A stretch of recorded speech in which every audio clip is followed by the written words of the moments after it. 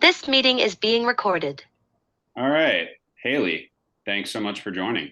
I appreciate you coming on.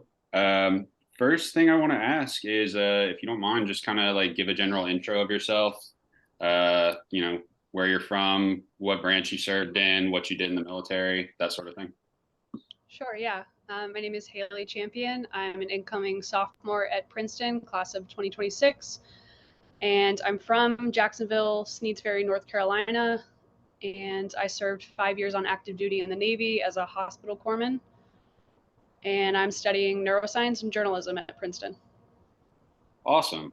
So, for the purposes of this interview, I sort of want to mostly focus on your service in the Navy and how that transition of being in the Navy to being outside of the military has impacted your life. And I sort of want to relate it to general life transitions as a whole. So, if you hear me make that sort of analogy, that's what it's about. But I guess the first thing I would ask you about your naval service is like what aspects of your identity today do you think your naval service helps shape, whether it be how you see things mentally, some of your like how you go about your day physically, how you handle kinetic environments and obstacles from an emotional standpoint. Like, how did the Navy shape who you are? The Navy definitely helped me build leadership skills. And it's funny because the Navy, people in the Navy joke that the term Navy or the name stands for never again volunteer yourself. They're like, once you enlist, like don't ever sign up or raise your hand for anything ever again in the military. Just kind of skate, go by as undetected as possible. And I took that mentality going into boot camp. There were a lot of volunteer opportunities, like jobs that they would have within our division. And I didn't raise my hand for any, even though intuitively I wanted to, because that is typically what I would do, but I was advised not to. And I noticed that the people that were volunteering from, the highest leadership positions to the lowest, they were advancing regardless. So it didn't matter what job they took. They seemed to be getting ahead and learning and developing. And I felt like I was getting left behind. So I made a pact with myself to not let untapped potential go to waste because I felt like I was letting myself down and letting others down by not volunteering and not trying to be better. So I took that as my first leadership lesson and I've carried that with me for everything. So there's really no job that I'm not willing to volunteer for, especially the jobs that nobody else wants to do. That actually defined the first 3 years of my career as I was deployed or I was stationed on an aircraft carrier. So one of those big floating cities, the flat top ships with the planes all at the top. I was a corpsman on that ship, and there were many jobs that were very tedious and time intensive, and not many people wanted to do them. Things like being in charge of supply or being in charge of female wellness, like pap smears and stuff. That nobody else really wanted to do because it was either gross or tedious. And I took all opportunities and I was rewarded for that. I was meritoriously promoted to third class petty officer as a result of that. And that's one of the crowning achievements of my career because it really solidified to me that hard work gets you very far and it does not go unnoticed. And that really has served me in all aspects of life, especially in the pursuit of applying to Princeton and getting in. It was just, I have the confidence to go for things like this because I know I'm willing to work for it. It's kind of an optimist perspective, but I'm not ignorant of the hardships that will be involved in the work. It's just I'm more accepting of them because of those early moments in my career. Yeah, no, I definitely get that. I share in the sentiment that there seems to be a juxtaposition of a positive and negative aspect, a myriad of positive and negative aspects that come with serving in the military. So for me, I think like from an emotional standpoint, I would much more easily able to adapt and overcome in kinetic situations that where obstacles may arbitrarily present themselves. Mentally, I think much like you and some of our other fellow veterans, I feel like my time management skills and my ability to work in those frenetic and tumultuous environments have I definitely attribute that to the military and being thrown in head first into the pool, for lack of a better term. Yeah. But like you alluded to, there is a duality here. Like, so for me, like from a physical standpoint, I got into really good shape being in the Marine Corps, but I also, I ended up suffering some injuries that am going to be permanently disabled for the rest of my life. So, like sort of like you alluded to, it's like there's something there that draws people in, and there's also that same thing that pushes people away. And that's sort of Right. what I want to focus on with you a little bit. But I think in order to do that, we need to zero in. So, can you tell me a little bit about like what is your perception of the civilian world while you're in the military? And I'm not necessarily just talking about you here, but just in general. Like, how do service members view the civilian world while they're either enlisted or commissioned? I think there's a couple different ways you can view this. I don't I don't remember having a specific perspective of civilians. I guess But I it does. just had a lot. I'm sorry to interrupt. It does seem like there is a dichotomy there of you're either in the military or you're a civilian. Would you say that's Yeah. accurate? Yeah, because it is your entire life when you're in service. Like you take your uniform off at the end of the day, but you're still under the UCMJ, so you're always on, if that makes sense. Like you don't get to just check out when you clock out of work. There is no clocking out. Mhm. Exactly. And there's sort of, for people that don't know, the Uniform Code of Military Justice, which was the UCMJ that Haley was just referring to.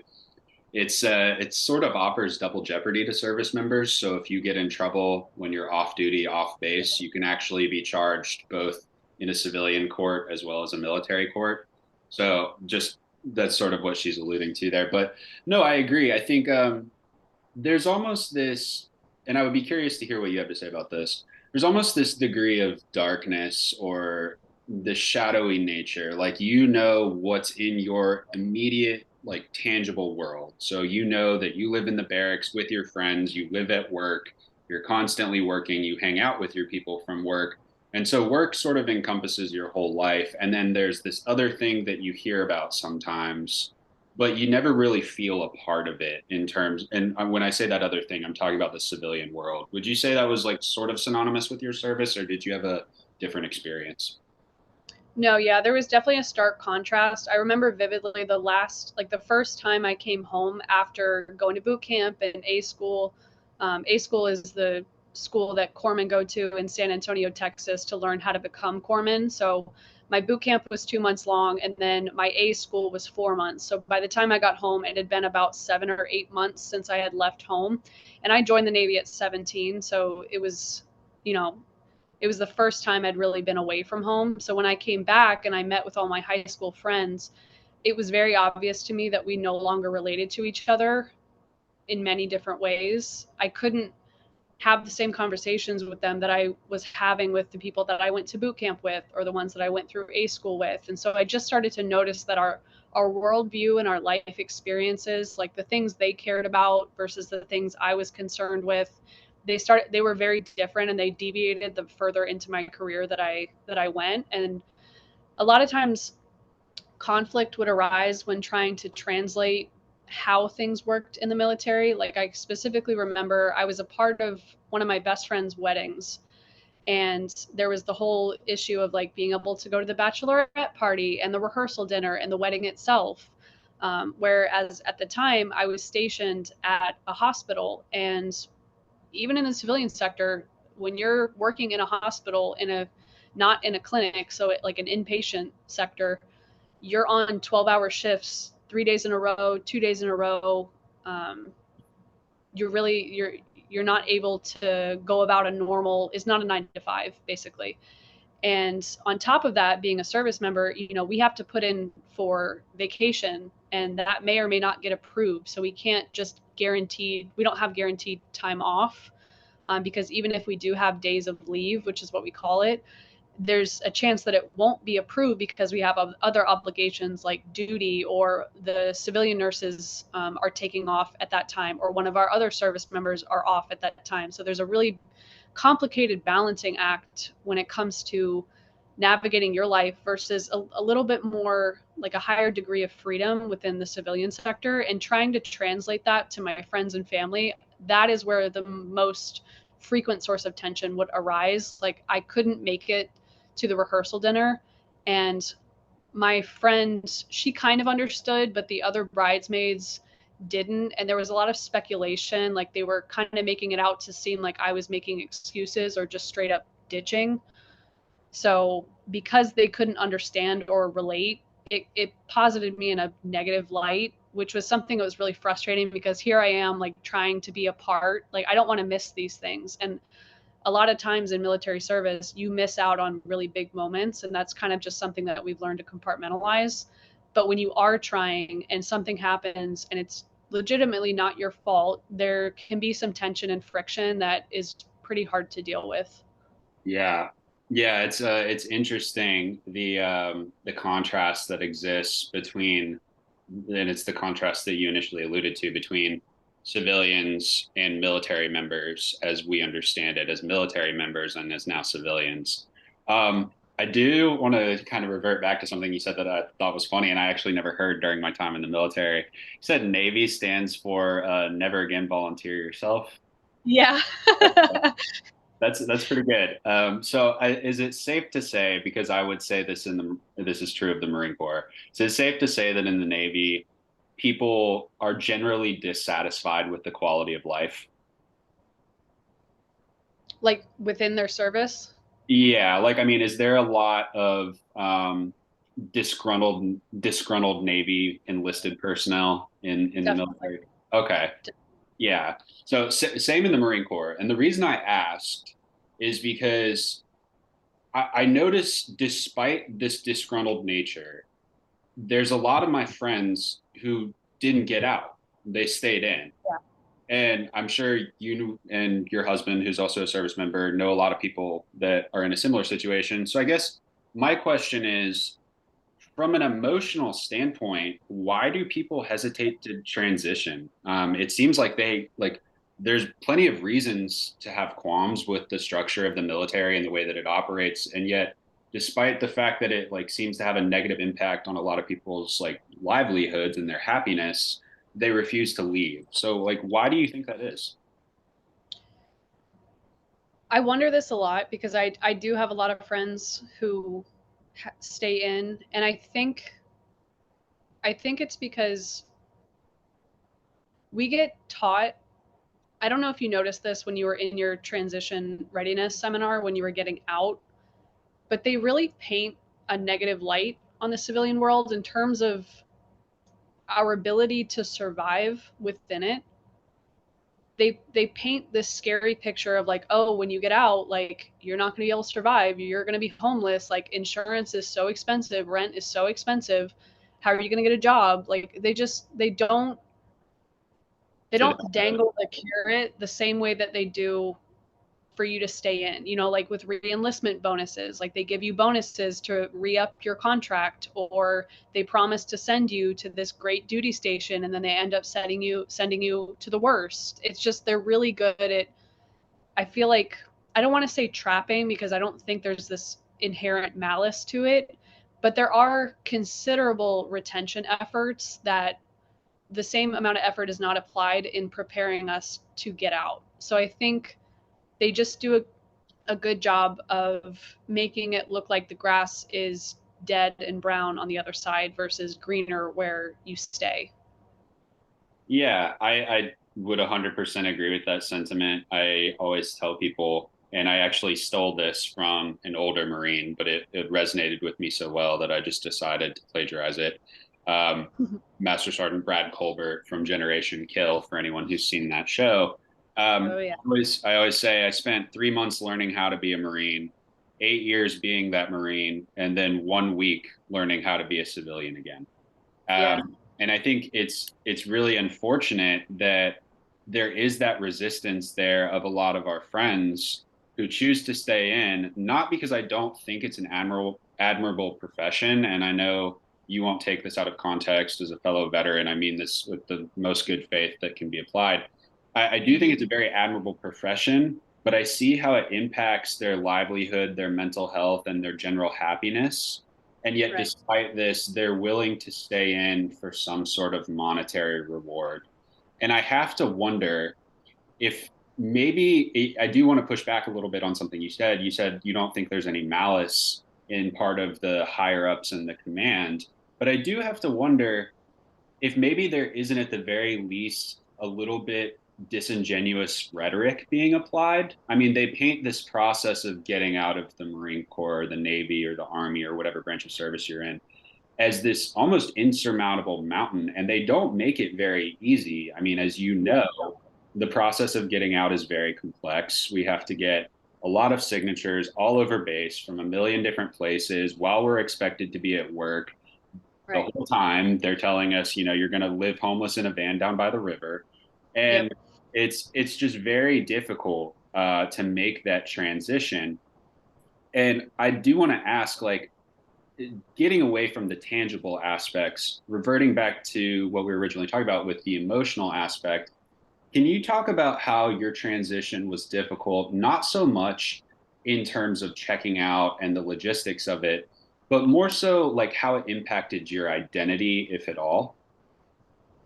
Yeah, so I think one thing that's important to note about my transition is that it was fueled with a considerable amount of spite, um, because I had been selected by a nurse that I had worked with who wanted me to take over a clinic as the leading petty officer. So basically, the the manager or the boss of that area, and I would have corpsmen underneath me that I would lead and advise and direct. And this was really important to me because this was my second duty station, and it was finally my chance to get a coveted leadership position that I had been asking for since I had arrived after my transition from the ship to the hospital. So it was something that I felt like I had been prepared for and I was ready to step into. And when it came time to presenting the opportunity to my leadership, they shut it down full stop. And the reasons were they were not grounded in logic or fairness. They just didn't want to lose me in the place that I was working in the NICU, and they didn't want to let me go. So they were stunting my career trajectory because they didn't want to put in the effort to find somebody to replace me that I could then train. And so, in my view, you were getting two well trained corpsmen for the price of one, and you're also allowing that corpsman to go on and advance their career. And when that happened, I just felt this deep seated frustration and just this intuition that it was time for me to go.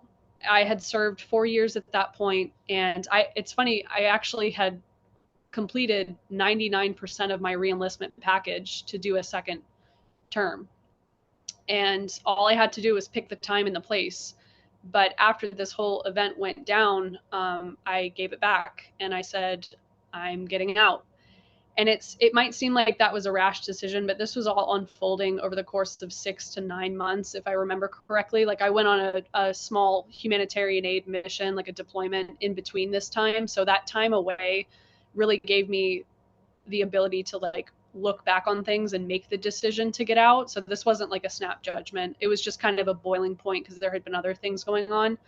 So when I was getting out, it was fueled, like I said, by some spite that, okay, if you're going to try and dictate how successful I can be, when I can be successful, I'm going to take charge back over my life and I'm getting out. I have this confidence that I'm not totally sure what I'm going to do, but I know I can be successful because like I said previously, I'm willing to do the work, and the military definitely gave me that position of confidence to stand on that helped me transition out of it. But it wasn't because somebody taught me that. It was something that I kind of culminated myself. Sure. So I feel like, sorry, yeah, go ahead. No, no, I didn't mean to cut you off. Please continue.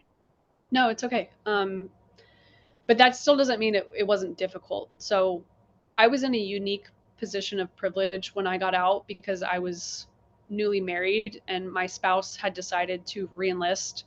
So I didn't become necessarily a civilian. I became what we call a dependa, which was really funny for me because, you know, there's a lot of jokes about dependents of military spouses, but I now was one. And so I wasn't necessarily off on my own, if that makes sense, because we still had the stability of his paycheck and his job. So it gave me some freedom to really find myself. And I really am grateful for that because I definitely needed that.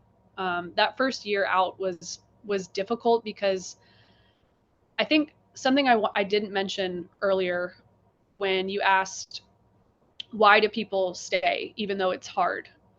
I think it's because we're trained to not identify with ourselves anymore, and we identify with this larger entity of the military. And when that happens and you don't know yourself that well anymore, it can be very difficult to make decisions in your own best interest because you no longer know what that best interest is. Yeah. So you really just you stick with what you know, and there's, you know, big brother is telling you, oh, this is what's best for you. And because you're not firmly grounded in your own morals and standards and things like that anymore, you're just kind of ascribed to what you've been trained to. I think that's what leads people to stay more often than not. And I definitely felt that. I never, I'll be honest, when I got out there, and even to this day, there has not been a single day where the thought of, I wish I could go back in has crossed my mind. I know without a shadow of a doubt that was the best decision for me. Do I miss those times? Absolutely. I made great memories. I grew up in the Navy from 17 to 23. The first half of my 20s were spent in the Navy. So it's a very formative chapter of my life. No, But that first year, I really had to try to find myself again. And that was really emotionally taxing. It was tough. yeah. Yeah, that's very insightful. I think you hit on a lot of things there. One that I would totally agree on is with talking about the resistance of people to leave.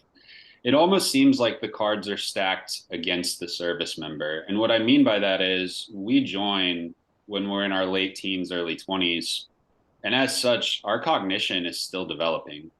Yes. And we are thrown into this systemic environment where basically our minds are molded for us. There is no heavy lifting done on the part of the individual because all you have to do to be successful when you are a lower level enlisted person in the military is follow orders. So you Yes. can sort of just turn your brain off and just exist and do what you're told. And I think that might mold people to sort of get what we would call Stockholm syndrome, where they fall in love with their captor in a way. And I'm using that term captor very loosely, so please don't bite my head off. But no, I do. I think you and I are very similar in that we are the exceptions to the rule, and that I never really had a problem with my transition either. And I haven't ever wished that I could go back into the Marine Corps. But with that being said, I think you hit on something as well where regardless of the tangibles, the transition still is difficult. And I think I even felt that as someone who, like you, had disassociated from the Marine Corps for quite some time. I was enrolled in college. I knew I was getting out for the better part of 2 years. It was almost like I lost a piece of myself. Like my identity, all of a sudden, that had been set in stone for so long was all of a sudden malleable. Did you feel that in the transition at all, or were you just totally unimpacted in every way? I wouldn't say I was totally unimpacted, but I I can't say that I felt that loss of identity. Um, Part of my transition involved competing in a bodybuilding competition within the first 2-3 months of getting out. You were focused on other stuff already anyway. Literally, I got out February 9th of 2019, and I competed for the first time May 4th of that same year. And I was in prep the day or the week that I got my DD 214, my papers to get out. So I was already, we were buying a house. I was doing that. There were a lot of other things going on that kind of took my attention away. But also, I still kind of felt, even within my service, I still always kind of felt like an outsider, because a lot of people, they are disgruntled and they are dissatisfied. And I'm not trying to put myself up on a high horse, but like I said earlier, I'm a very naturally optimistic person. And if anything caused me tension within my service, it's that I just wasn't willing to participate in the constant complaining and forsaking of our circumstances, because I understood at the end of the day, we chose this. Like, nobody forced us to join, and there actually are a lot of amazing opportunities that we're given alongside the hardships. I don't want to downgrade anybody's struggles, but we're given a steady paycheck, we're given housing, and while it is definitely unfair in some aspects and people do struggle a lot, it didn't always seem like I distinctly remember my friend walking into her very nice 1-bedroom apartment in Norfolk, in downtown Norfolk, that walked out to a pool and had like all these amazing amenities. And she walked into the apartment with shopping bags in hand, complaining to me that we didn't get paid enough. And I could never, I can't forget that moment, because I just felt like, I don't know, it just was wild to me that she was not aware of how that sounded and how ironic it was, with her walking in with the shopping bags and, complaining we're not getting paid enough. Yeah, no, I completely understand. I think it's something I've always wondered, is like the difficulty level of transitioning out of the Marine Corps, or excuse me, the military, obviously varies from person to person. And it sounds like you and I had a little bit of an easier time than most people. But I also feel like we are sort of, for lack of a better term, the exceptions that prove the rule, because we had such an easier time. And also, I mean, it's just worth noting for the purposes of the listener that you and I both did not move right when we got out. Like, both of us stayed in the area that we were stationed. I don't know about you. I already had a job lined up. Like, I had a place to live. So there is definitely like, it's a very wide spectrum in which these things can occur. One thing I did want to ask, moving on a little bit, is how did your perception change after you had gotten out? Like, you said there wasn't much of an adjustment period, but it seems to me that there had to be at least a little bit of an adjustment period, right? So for, like, I mean, healthcare is a bad example, right? Because you would obviously be on your husband's healthcare. But like, at the very least, like, I would say, like, from an emotional perspective, right? The lexicon that you could use in the military versus in the civilian sector changed a little bit. Was like, I mean, was that like, how was it adjusting to civilian life? Was it everything you thought it was going to be? Were you blindsided at all? Like, how'd that go? I'll be honest, I don't really feel like I have gotten to do that yet, because I've maintained this position where I kind of have one foot in the military and one foot out, with my husband still being on active duty, but he recently got out in June. So truly, for the first time, I feel like I'm wholly in the civilian sector. So I'm kind of going through it right now. Gotcha. But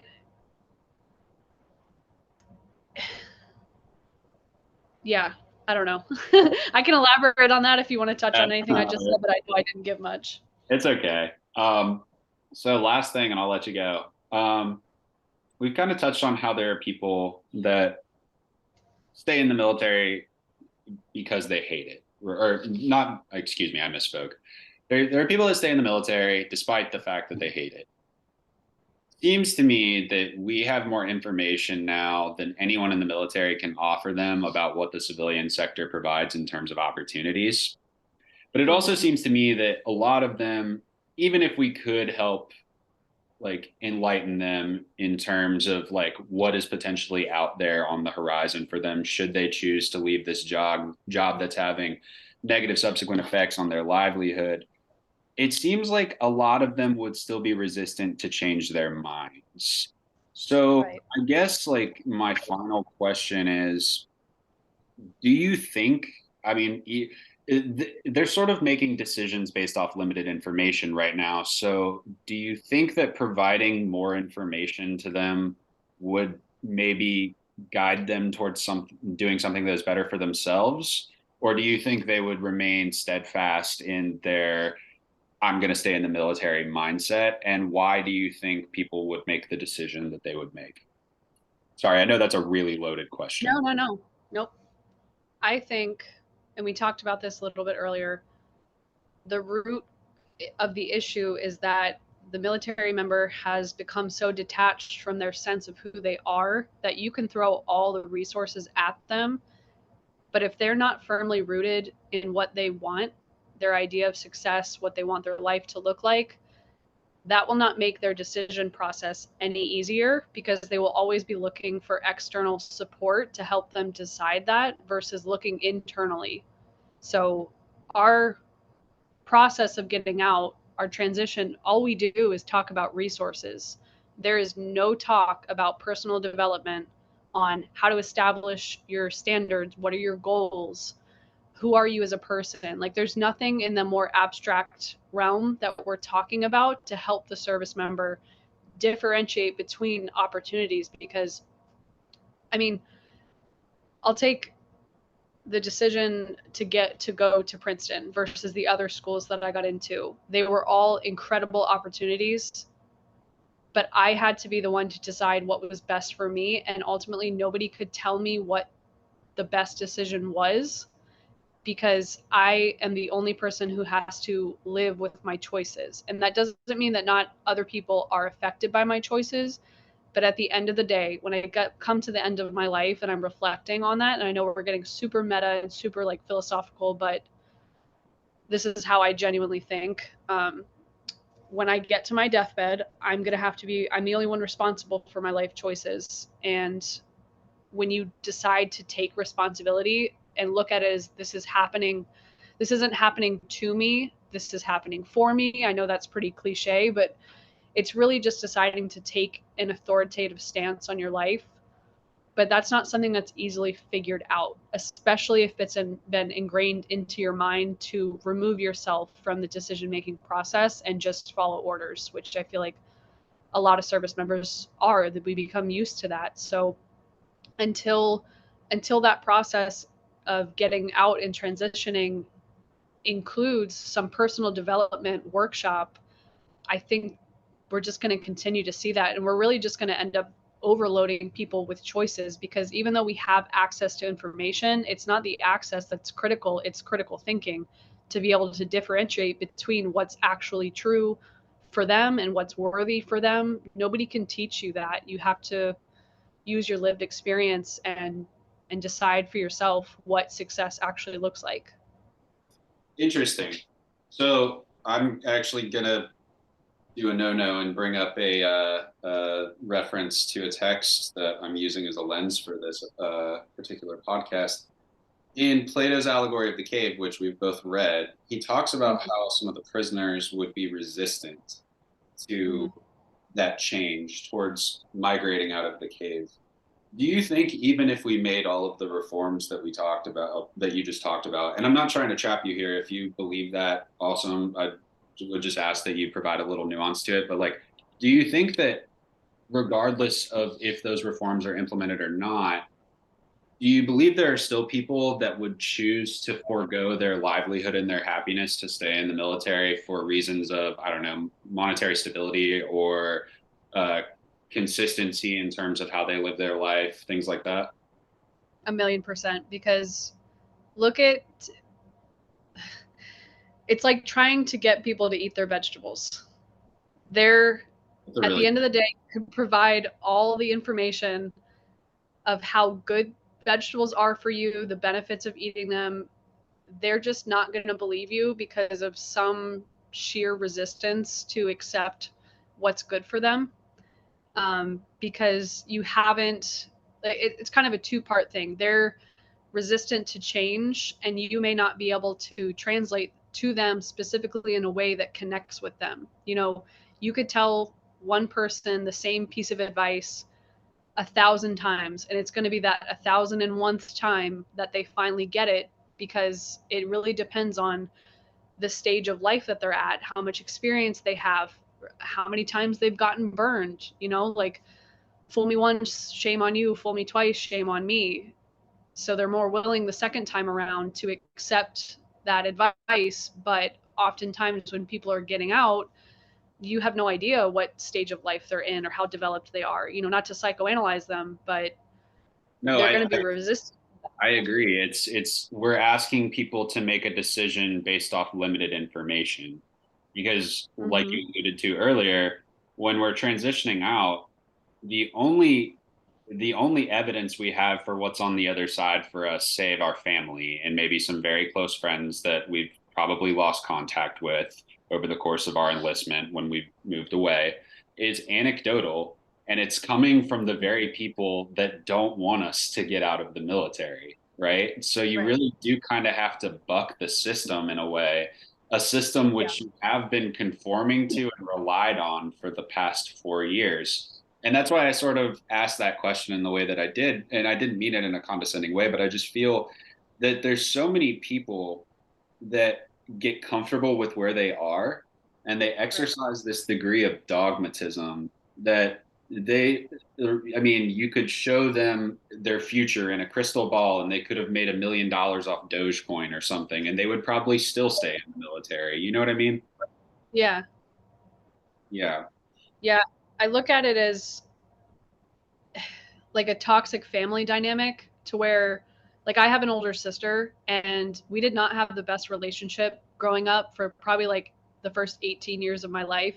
It wasn't until she moved out that we became close. And I feel like that's pretty common with a lot of siblings.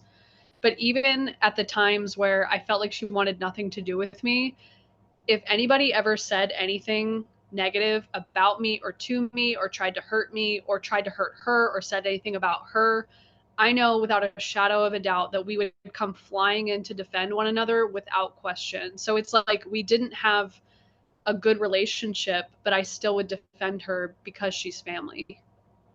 Yeah, for sure. I think that's probably a good note to end on. Normally, I would ask you to plug your pluggables, where people can find you on the interwebs. However, like, I'm praying to God that no one other than Dr. Bernard ever listens to this podcast. So, but I do want to say thank you very much for coming on.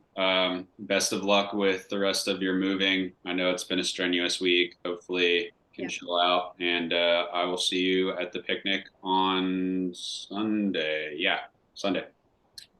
No, this was a really good conversation, and thank you for having me, and I can't wait to see you soon. Yep. I'll see you in like half a week. Take it easy.